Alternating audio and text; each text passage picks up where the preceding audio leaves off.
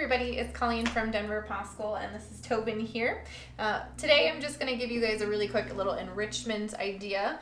You're going to need a towel, something that's older, something that you don't really care about if it gets chewed or slobbered on, and your dog's food. So instead of feeding them out of a food bowl, you could try this little enrichment game. This is going to be a scent-based activity and kind of a find-it activity, so you don't need a whole lot of space.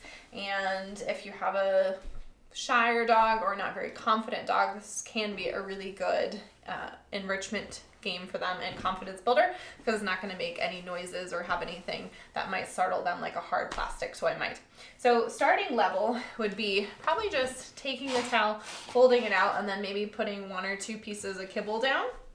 You can have your dog watch you while you do this, and then you're just going to maybe just one fold over it. I'm going to ask Tobin to find it. Go ahead.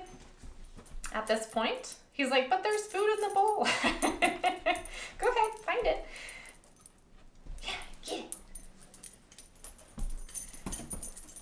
And once he figures out that I'm not going to feed him from the bowl, he is going to get into kind of this snuffling activity.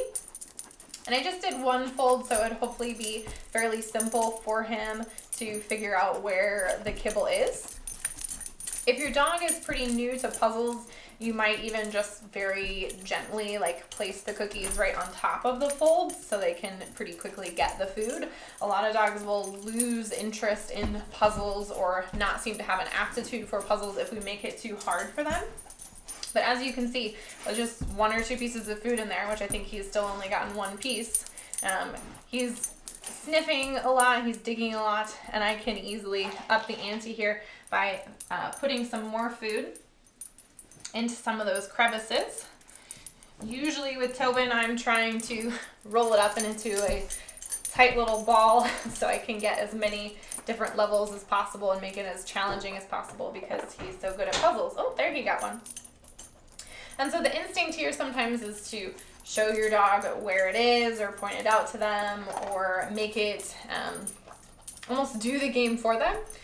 But then that kind of takes away from the mental enrichment piece. So once you get the toy set, hopefully at an appropriate level, you really want your dog to just kind of go at it. So other ways to potentially fold this would be to, I sometimes will layer my folds together. Hold on, buddy. Tobin, sit. Thank you. So basically having a cookie in each fold. Okay, go get it. Or you could even roll it up, or you could roll it up and maybe do a little tie. But that's why you want to choose a towel that you don't really care about, because, you know, if your dog starts kind of tugging or shredding at it, that's okay. That's a normal species appropriate behavior. Might as well let them do it on something that you don't really care about. Just because they do it on this towel doesn't mean they're going to start shredding every single towel that you have. You can be very specific and very context specific with the toys that you give them.